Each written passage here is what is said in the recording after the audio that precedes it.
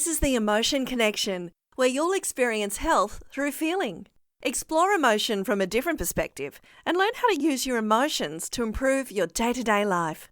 Introducing your host, founder of the Emotion Research Institute and creator of Emotional Strength, Sharon Fay. Sharon heads up a successful business empowering leaders to bring about organisational development and cultural change. Get your senses ready as we delve into the many facets of emotion together. Over to Sharon. Hello, I'm Sharon Fay. Emotion is my thing, and I'm excited to talk about one of my favourite topics, vulnerability. I think I said last time, I'm the queen of vulnerability because I just happened to be vulnerable most of my life. It was only when I started to research it a bit, thinking about what academics say, or when I look at the literature, and by the literature I mean what researchers say, what the philosophers say, what the authors say, and I'm interested in all of those points of view because I've got my own experience of vulnerability, which is every single moment of my life, and I'm fascinated in where these emotions come from, like their history, who thought what back in the day. I'm always a person wanting to get to the core of the issue. I want to know where something came from. I want to explore, dig into the deeper aspects of it always. That's just how I am. So I'm going to do that in an overview today to give you a little bit of the history. And what does feeling vulnerable feel like in your body? For me, it's a wonderful feeling, but not many people would agree with me. And also looking at the purpose.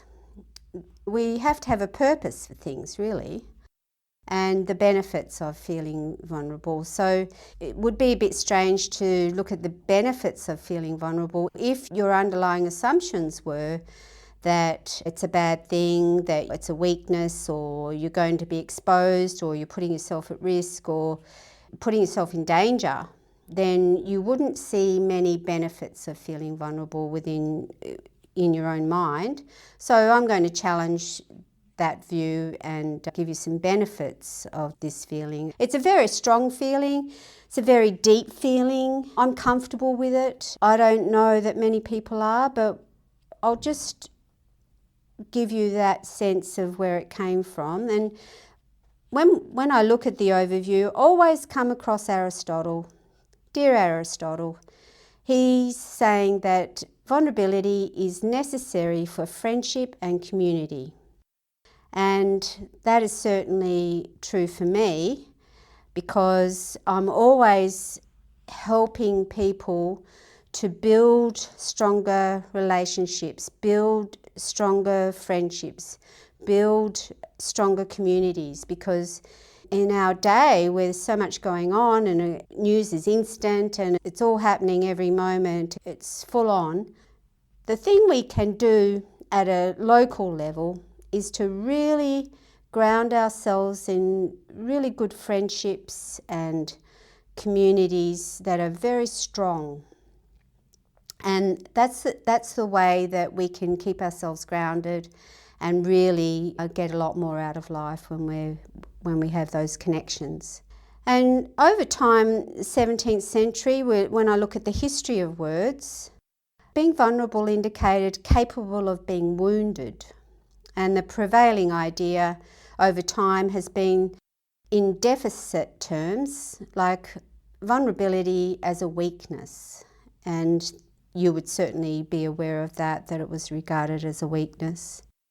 And I came across an author I hadn't come across before, Haglund et al. 2019, who thought of vulnerability as the quality or state of being exposed to the possibility of being attacked or harmed either physically or emotionally.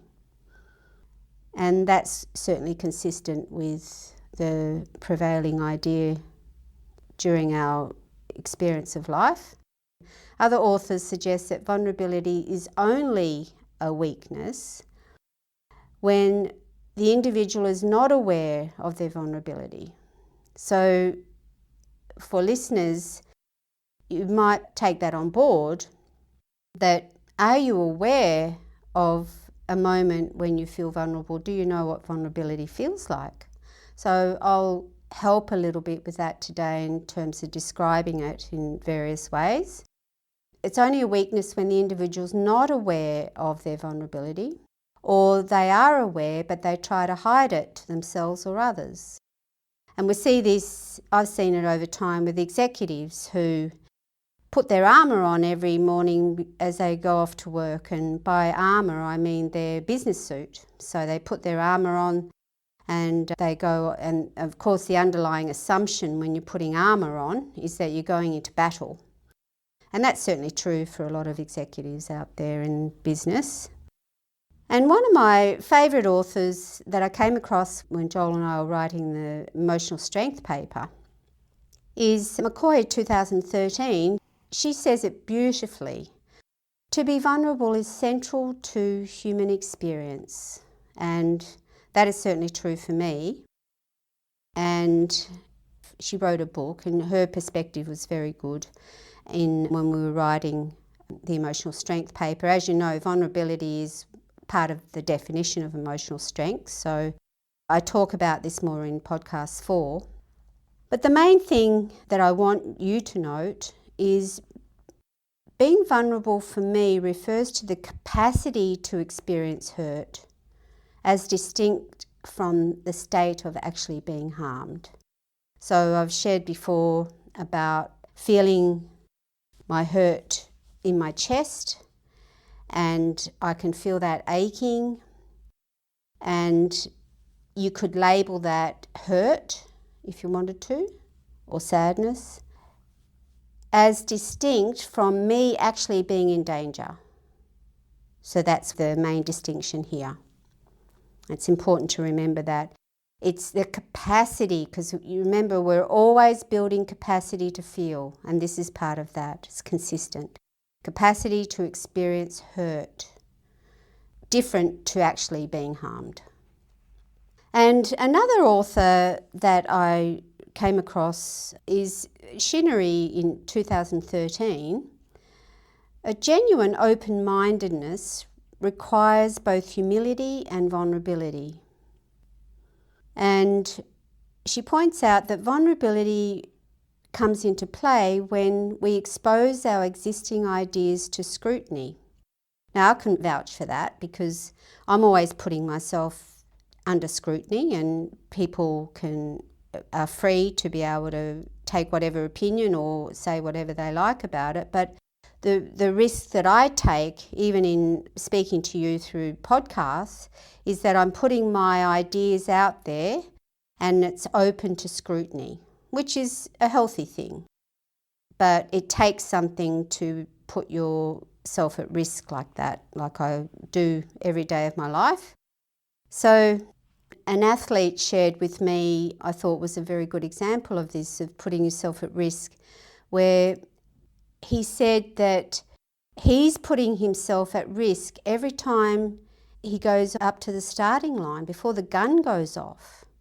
He's putting himself at risk as an athlete because he could lose, he could pull up injured, he could be judged as, people saying, well, he should be faster than that.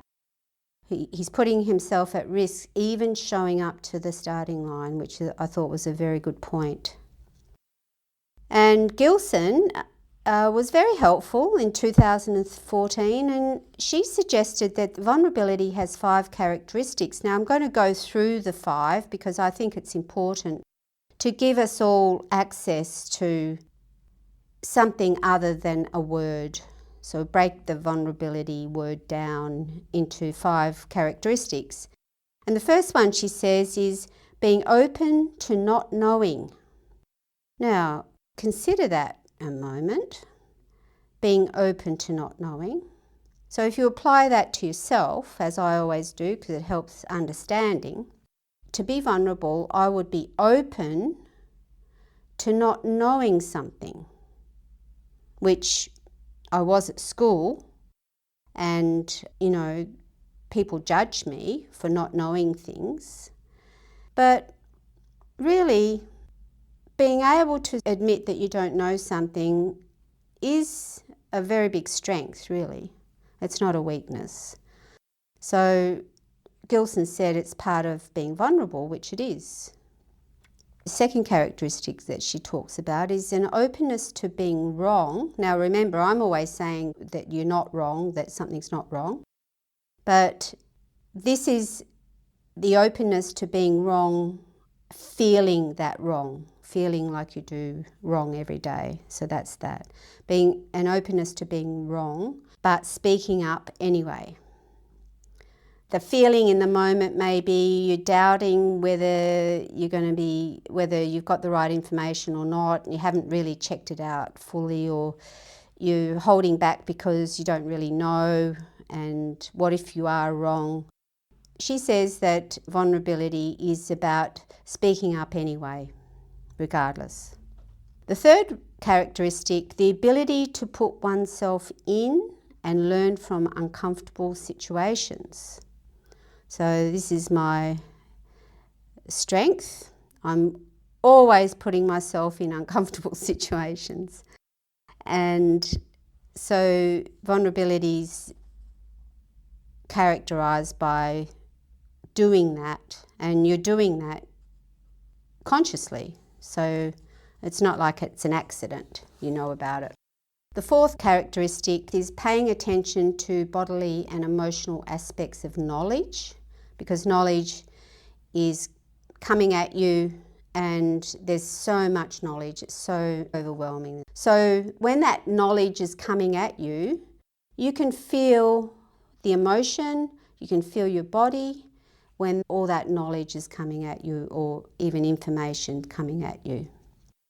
The fifth characteristic is an openness to changing not only ideas and beliefs, which is challenging for people who are hanging on to their ideas and beliefs, but one sense of self as well. So being open to changing your idea about your sense of self, which is a very healthy thing to do.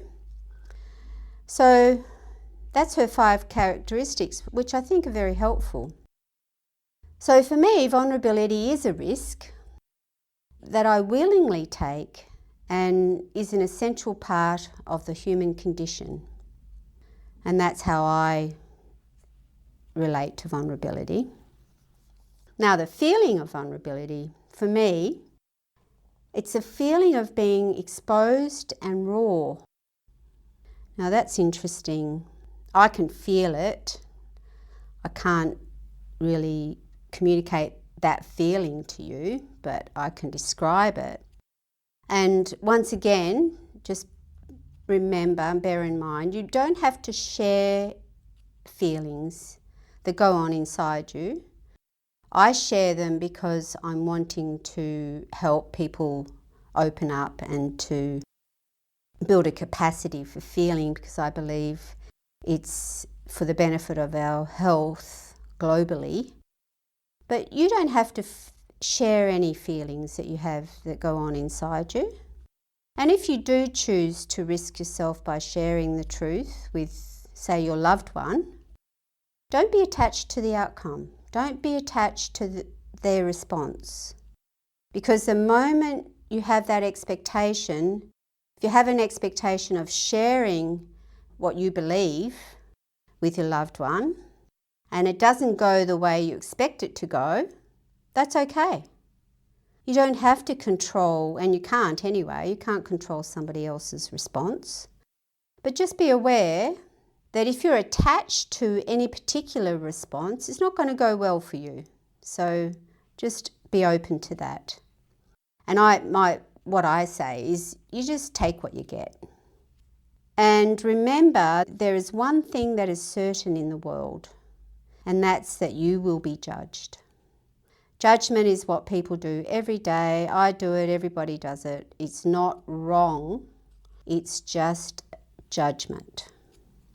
And it can't hurt you unless, there's some truth in it for you. but normally it just can't hurt you. Judgment is interesting to have a look at, and you don't need to dismiss it outright, but judgment is very interesting once you start to not judge the judge. So when you judge the judge, then that's when it gets a bit hairy. And I'm also interested, being a curious person, I'm always interested in what people see when I feel vulnerable. Like I think I've shared before about people who see me speak, and some of you will experience this next Wednesday when I present the lecture. It'd be interesting for you to see if you can see my vulnerability and to see what it looks like for you, and just pay attention to when you judge me as being nervous and judge me as something else. Just be aware that that may or may not be what I am actually feeling, but it's typically going to be I'm feeling vulnerable. Some people judge me, and I've shared before, I think, nervous, fragile, not up to the task, and some pretty harsh judges have assumed that I'm out of my depth, which makes me laugh, considering the experience that I've had. These are some of the judgments that people have shared in the past, and I'm always curious. I want to know what it looks like for people on the outside. And the particular look on my face, the wide eyes, the expression of high alert. Be interesting to see what you see at the lecture. And other people have shared what vulnerability feels like for them. It feels like I have been cracked open, and the most private, hidden parts of me are now on show for all the world to see. And that was part of a quote that came out of the emotional strength paper. Another person says, for me, a key sense of vulnerability is one of exposure. I can't pretend to be something stronger, better, or different. There's a sense of raw realness. That's a very good description. And there will be lots of different ways people feel vulnerable. And it's interesting how people experience it, how they think about it, how they judge it. And another author says vulnerable moments are often painful feelings of exposure and tenderness. I don't feel them as painful, but some people might. She says softening rigid barriers and opening yourself to new experiences. And that's a good point there, because how many, and you know, if you've got kids or you've got staff, that they're really rigid, and you can't, no matter what the executive or manager does, they can't seem to help them soften. They're just so rigid. And they don't want to experience anything new, and it's so uncomfortable for them. I really have a lot of empathy for these people that really just can't do it. They're just so scared. So they have defence mechanisms to help with that. And defence mechanisms are very important for people who can get overwhelmed with different emotions. And so no one's really ever at risk, because you just pull in your defence mechanism, you just pull in your barrier, your rescuer, your avoidance. Human beings have so many avoidance mechanisms that it just happens. You don't have to concern so much with that, because if somebody's overwhelmed with any emotion, their defence mechanism will just come down. So some people describe it like you could see the shutters come down.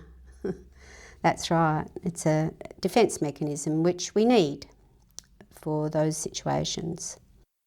But if you're a bit of an emotional skydiver like me, I don't want to put any barriers up because I want to experience everything. So the purpose of that vulnerability is essential for connecting with yourself and others, are really important in relationships in all areas, in families, communities, business. Human beings are always in relationship, and every relationship at work or in sport, we have the opportunity of connecting with that colleague, that business person, those staff, those communities. We have that ability to use vulnerability to help us connect at a deeper level. Now, it doesn't mean, you're gushing and you're exposing and you're doing all these things at work or anywhere. It's not like that. It's just that inside yourself, you're choosing how much risk you want to take yourself. You don't have to take a risk, and you can take a minimal risk, and you can take a medium risk, or you could take a very high risk. It's up to you, so you get to choose which risk level you want to take, if you want to take any at all. So it's up to you, so there's no danger there. The vulnerable moments are crucial for self-development, of course, and intimacy. And intimacy is with self first. So you can get access to vulnerability by paying attention. It's the first thing. And you're paying attention with purpose, and you're noticing your inner world. You can experience it fully through self-awareness and self-reflection, which generates compassion. This is the upside to vulnerability as it develops growth through emotional strength. Now there's this other thing called unvulnerability or invulnerability. And this author calls unvulnerability an illusion in sport, because some of you who've played high-level sport will know the culture is driven by bulletproof athletes. And this author is suggesting that you might welcome exploring vulnerability beyond traditional beliefs.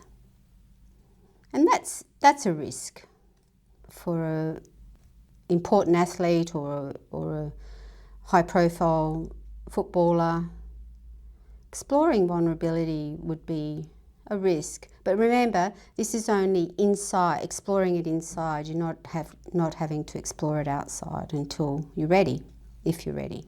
And the importance of vulnerability in business really impacts the business performance. And that should not be underestimated. The vulnerability promotes, it's like being authentic and building connections with people, as I said before. And vulnerability can enable an organisation, I believe this, I've had lots of experience in organisations, and it certainly can enable the organisation. And vulnerability has been described as being the heartbeat of creativity and innovation. And some of you will know this. I can think of a few people listening that are very creative and innovative people, and they discover vulnerability as very helpful. The very best leaders are able to make themselves vulnerable. And that brings us into charismatic leadership, really. And the authors use vulnerability in the trust literature as well. So vulnerability is an important variable when studying trust at the interpersonal level. So there's a lot of reasons why we would want to pay attention to the emotion of vulnerability. And that leads us to the benefits of feeling vulnerable. But remember, if you've got an underlying assumption that vulnerable is dangerous, then it'll be difficult for you to consider benefits. So Gilson suggests that the awareness of vulnerability is central to undoing not just violence, but oppressive social relations in general. So she's a great believer in, and it's very similar to what I'm saying. I'm saying if we're in our bodies, then we can't hurt ourselves or anyone else. And she's saying this is a similar thing. It's central for undoing violence and oppressive social relations. So it's very similar. So this is just about being in your body. Another author writes, these physical sensations, although often feeling devastating and unrelenting, paradoxically, so there's a paradox here, I love paradox, serve to connect me to the aliveness of my being. And that was in 2011, so these people have discovered these things.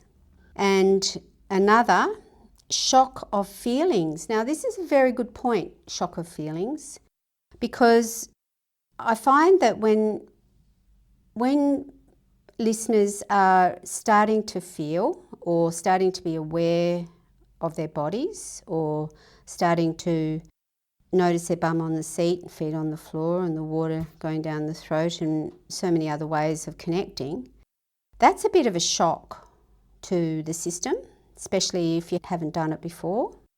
And shock is good in terms of it tells you that when you're shocked, it tells you that you haven't had that experience before, otherwise you wouldn't be shocked.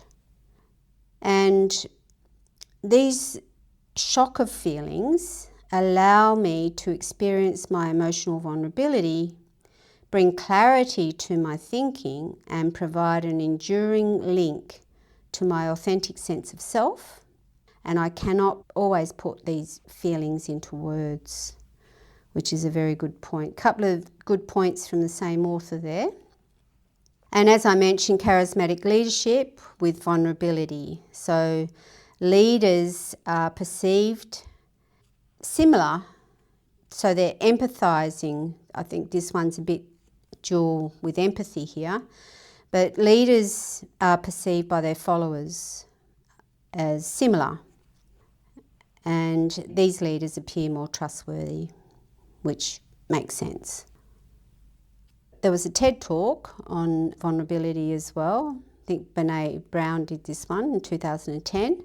We let ourselves be seen, deeply seen, vulnerably seen, to love with our whole hearts. And men and women could benefit from allowing themselves to be vulnerable. The power of vulnerability, we protect ourselves from vulnerability with defence mechanisms, as I said before. And some of these defence mechanisms are perfectionism. That's an interesting one. So when you find yourself very perfectionistic, that's like a defence. It's a very complex one. Numbing is a defence.